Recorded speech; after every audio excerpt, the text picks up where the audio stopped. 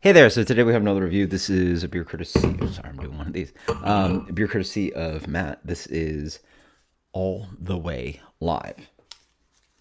This is from Barrel Theory out of St. Paul, Minnesota. He picked this one up, dropped me off a can. Thank you so much. And it's West Coast Style IPA. Really excited for that. I really miss those these days.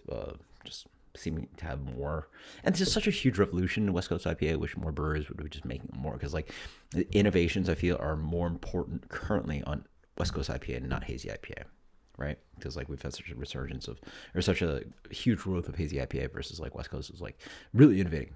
And I wish I had breweries like Green Cheek and Mickle Henny, even like Russian River. Hell, yeah. Anyway, there's a bunch of breweries out there. So anyway, West Coast IPA, Citra. Oh, sorry, not no Citra. Amarillo, Columbus, Simcoe, Chinook. Yeah, some classic hops in here. No Citra. 7.2. So, yeah, fresh as all hell.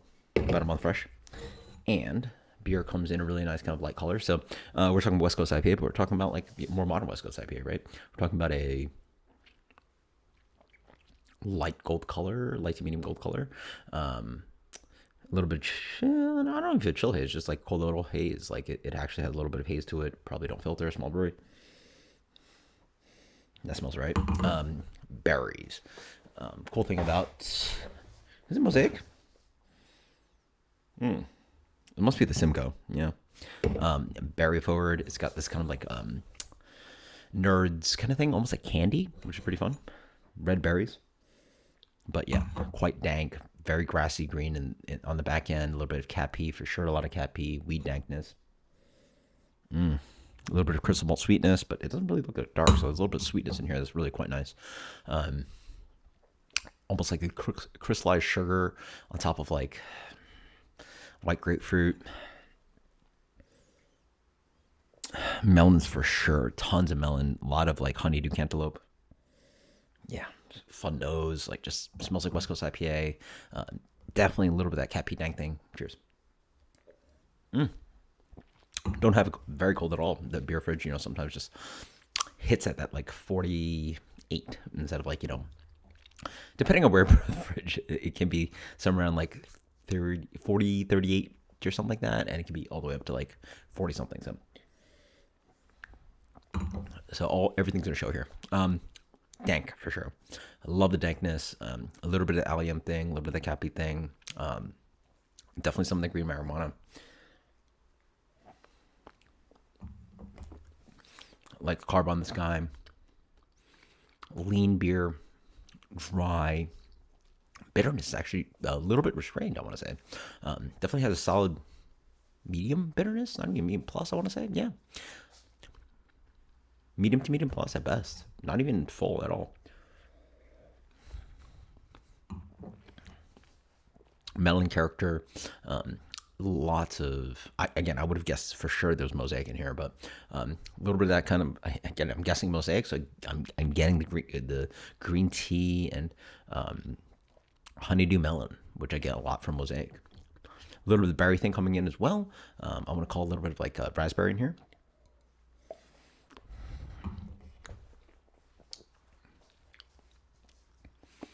Lean, clean machine. I wish it was maybe a little bit more bitter. Sorry, excuse me. Yeah, this is just a good West Coast IPA.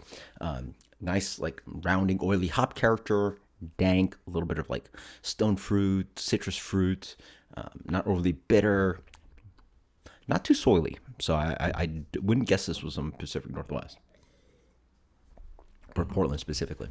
But in that vein, lean beer, dry beer, pull the crystal malts, light crackery malts throughout, relying on the hops, relying on hop saturation. This is the kind of beer that I feel I would have if I was drinking something like, again, I listen to these podcasts and I dream about these incredible beers from like, San Diego and the, Port Brewing and the Pizza Ports and the Green Cheeks and the boneyards, and again the Russian rivers, and a lot of these producers. Oh, the Beechwood, Beechwood, L.A. Anyway, you guys know what I'm talking about. Anyway, there are very specific producers that are on podcasts all the time that are known for crushing the style. Unfortunately, they don't come here. Strangely enough, I get all the cool stuff from New York and up Northeast. So yeah, like no problem getting Equilibrium, Other Half, KCBC, Finback, Hudson Valley, all that stuff. We don't get a lot of the cool stuff that's happening and the revolutionary stuff that's apparently happening on the West Coast and the Pacific Northwest. West Coast of like California, but they're all West Coast, right? And this seems like something that'd be in that vein. So shout out to Barrel Theory. Not only are they crushing hazy IPA, but this is a very tasty example of West Coast. I feel it's a really pure saturation poppiness, and again, stripped back on the malt. So that's exactly what they've been doing these days. But I feel like I could get more. I feel like it'd be exploding out of the glass. And I feel like the hazy example was a better example of what hazy tastes like versus like a crazy example of like West Coast. I think is a solid amount better. Then again, who am I talking that doesn't drink those beers, or doesn't review those beers? So who would I know? But what am I sitting in the front of the glass right now? That's very good. I'm gonna give this guy a solid 94, all the way live. Really cool.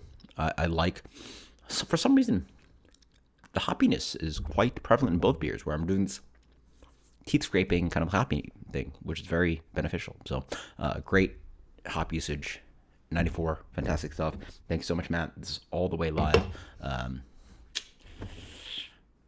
Can't wait to review more West Coast IPAs for you, because that is exactly what I've been desiring these days. Until next time, cheers later.